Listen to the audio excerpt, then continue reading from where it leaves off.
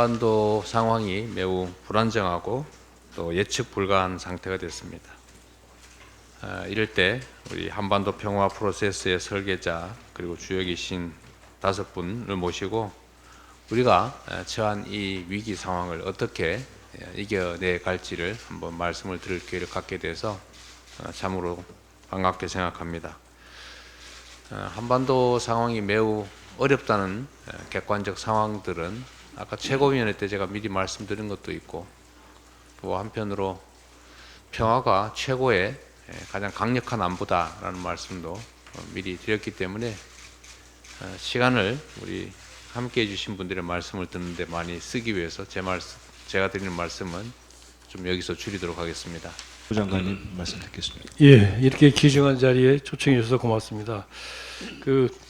역사적으로 보면 남북 전단 문제에 대해서 좀 말씀을 드릴 텐데요. 역사적으로 보면은 남북 간에 전단 상대방 지역에 대한 전단 살포 중지를 합의한 것이 4번입니다. 그리고 최초가 72년 11월 달에 박정희 대통령 시절에 박정희 정부 시절에 바로 북한하고 남북조절위원회에서 합의를 봤습니다. 그리고 아시는 것처럼 92년 9월 달에 노태우 대통령 때 다시 한번 기본합의서 부속합의서에서 합의를 보고 그리고 2004년 노무현 대통령 때 남북 장소급 회담에서 합의를 보고 마지막으로 2018년 그 4.27 판문점 선언에서 문재인 대통령 때 합의를 봤습니다.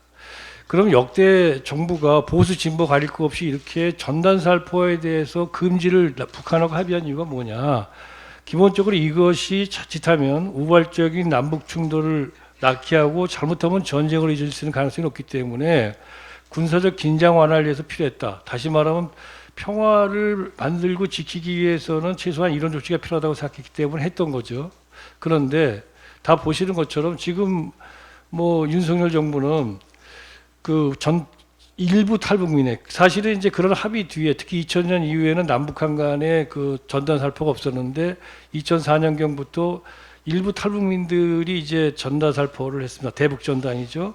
그런데 여기에 대해서 윤석열 정부는 지금 표현의 자유라는 이름을 대면서 어떻게 보면은 방임 혹은 방조하는 듯한 모습을 보이겠습니다. 이런 정부는 지금 역사적으로 우리 역대 정부에서 처음입니다. 그래서 이렇게 되는 이유 중에 하나를 작년에 헌재에서 이 결정한 그 남북관계 발전법에 있는 이 대북전단 금지 조항, 이 조항이 위헌이라고 그랬는데 그것은 지나치게 일반 국민들의 표현의 자유를 제한한다고 해서 한 거지 그 헌재 결정문에도 다 아시는 것처럼 그럼에도 불구하고 정부 당국은 지역민의 어떤 안전 그리고 국민의 안녕을 위해서 그 전단을 갖다가 뿌리는 걸 제지할 수 있다. 현행 관련 법령에 의거해서 이렇게 지금 얘기하고 있지 않습니까? 그런 점에서 지금 윤석열 정부는 이제라도 한반도 평화를 남북 평화를 위해서 또 국민들의 어떤 불안감을 해소하기 위해서 전단을 뿌리는 탈북민 단체들을 설득하고 제지해야 된다. 아무리 일부 탈북민 단체의 표현의 자유가 중요하다 한들 국민의 안전과 생명 그리고 한반도 평화보다 중요할 수 없다. 이런 생각을 가지고 정부가 여기에 적극 나서야 되고 민주당도 이 부분을 즉 가장 근본적인 원인이 되는 일부 탈북민들의 전단 살포를 금지하는 걸 강력하게 요구해야 될 거라고 생각합니다. 바쁘신 중에도 저희들 초대해 줘서 감사 인사를 드립니다. 우선 지난 선거에서 대승을 거둔 것 축하드리고 앞으로 국회에서 우리 민주당이 주도적인 역할을 해주시기를 기원해 마지 않습니다.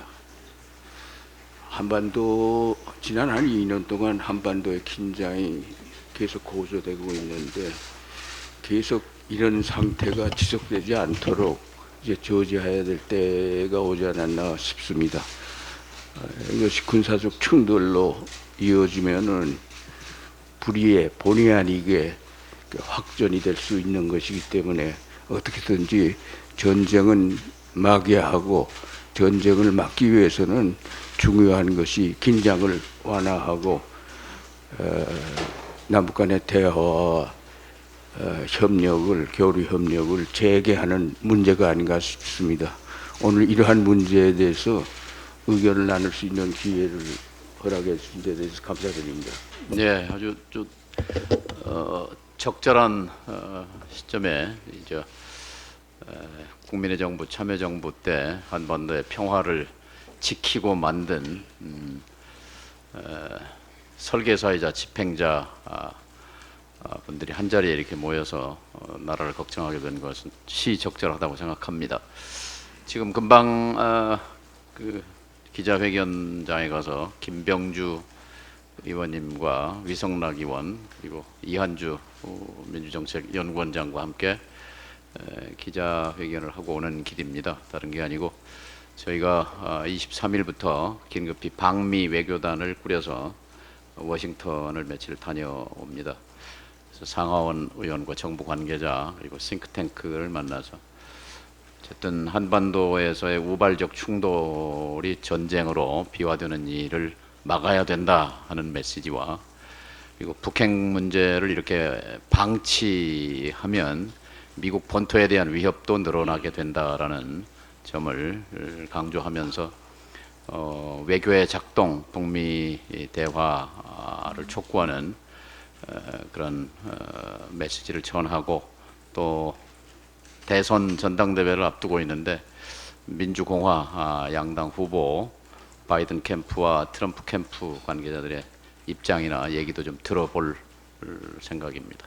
오늘 우리 5사람을 만나주신 이재명 대표께 감사드리고 수고하신 천준호 비서실장께도 감사를 드립니다.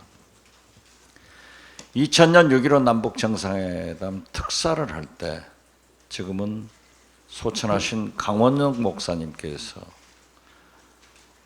경제는 무너져도 살릴 수 있지만 남북관계는 무너지면 다 죽는다.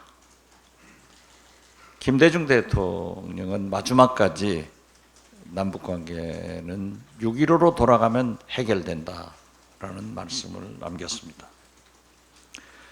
김대중 대통령은 최초로 남북정상이 만나는 대화를 시작했고 노무현 대통령은 이어가셨습니다.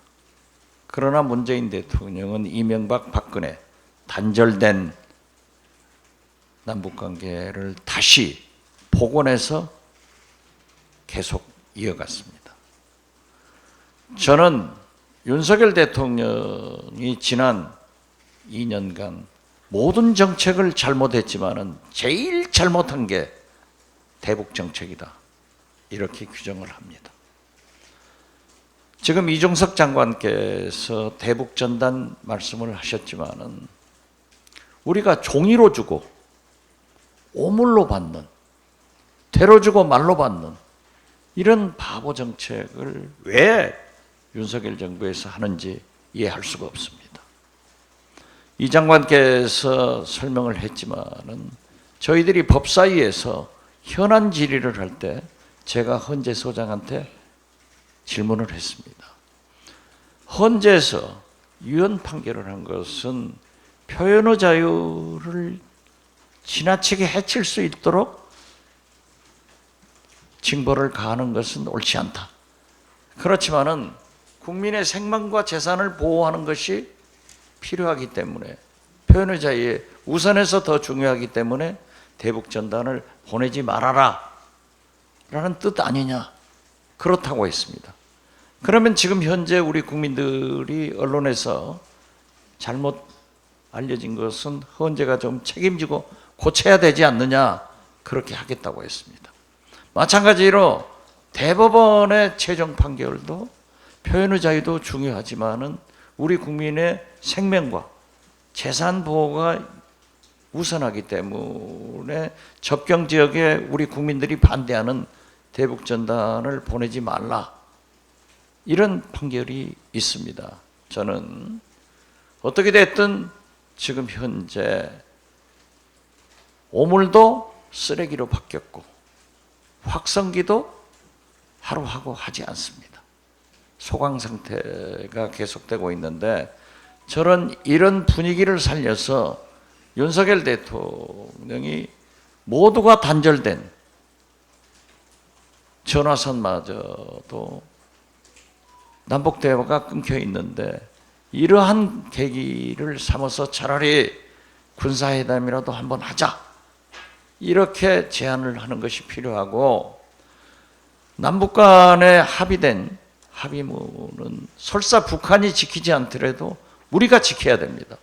그래서 북한을 지키도록 촉구를 하고 또 국제사회에서 유엔 같은 곳에서 북한을 압박할 수 있는 수단입니다. 사실 9.19 군사합의는 윤석열 대통령이 파기 선언은 하지 않았습니다.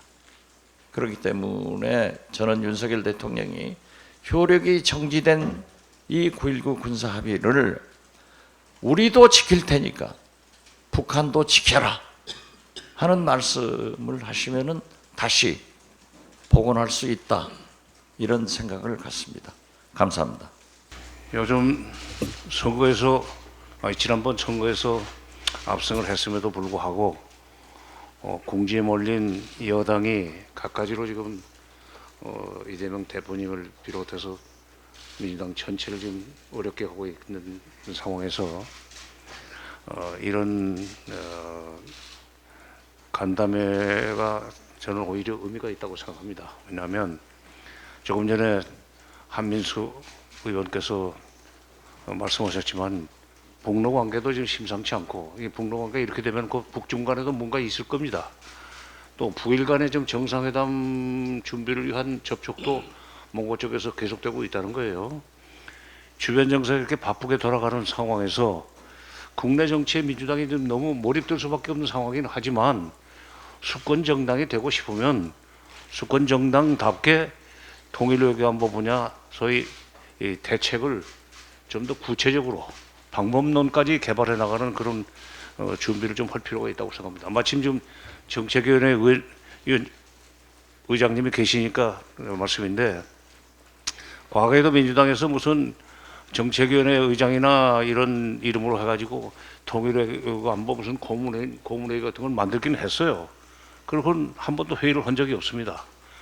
오늘 이번 일을 계기로 해서 좀 위원장 대표님 바쁘시니까 정책위원회 주관으로 해서 정례적으로 말하자면 주변 정세를 평가하고 집권했을 때 통일외교안보 정책을 어떤 식으로 전개해 나갈 것인가 하는 그 문제를 국민들한테 좀 연구하는 자세를 보여줘야 표가 나올 거 아닙니까?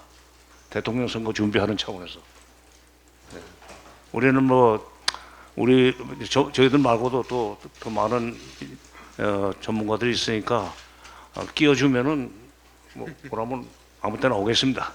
근데 여기같이 출입이 복잡한 데 말고 밖에서 당에서 하든지 저거는 통일외교안보 분야 수권 정당으로서의 통일외교안보 분야 정책을 지금부터 준비해 나가는 모습을 보여주시기 바랍니다. 듣겠습니다. 네, 초청해 주셔서 고맙습니다. 우리 이재명 대표님께서 말씀하시는 정말 평화가 최고의 안보라고 하는데 동의를 하는데요. 그런데 안보 딜레마 문제가 있습니다. 안보를 우리가 열심히 잘하면 상대방도 안보 잘하거든요. 그러면 소위 안보의 상충 현상이 생기면서 안보 딜레마가 생기는 거거든요. 그래서 우리가 평화를 하게 되는 겁니다. 그래서 아까 임동원 이사장께서 말씀하신 대로 긴장을 완화하고 신뢰를 구축하고 정전협정 체제를 평화협정 체제로 바꿔나가는, 이게 상당히 중요하는데, 여기에서 핵심 변수가 사실상 냉전구조의 해체거든요. 그걸 지난 진보정부에서 전부 다 냉전구조 해체를 제일 강조해 왔었는데, 불행하게도 지금 냉전구조가 되살아난다는 현실을 우리가 지금 목도하고 있습니다. 그래서 걱정이 많이 되고요. 또 다른 하나는 국민적 합의예요. 그것도 이 대표님께서 말씀하셨습니다마는 안보 문제, 남북 문제, 한반도 문제 여야가 있을 수가 없고 진보 보수가 있을 수 없다고 봅니다. 왜냐하면 우리가 원하는 건 간단하거든요. 전쟁이 일어나면 안 된다. 우리 국민의 생명과 안전 그 어떤 것보다 중요하다. 민주주의 국가에서는 더 그렇습니다. 그렇기 때문에 저는 우리 민주당에서 이 냉전 구조가 되살아나는 걸 어떻게 막는 작업을 하느냐라고 하는 것 하나 하고, 두 번째는 국민적 합의를 어떻게 구축해 나가느냐, 여기에 좀 역점을 두었으면 좋겠습니다.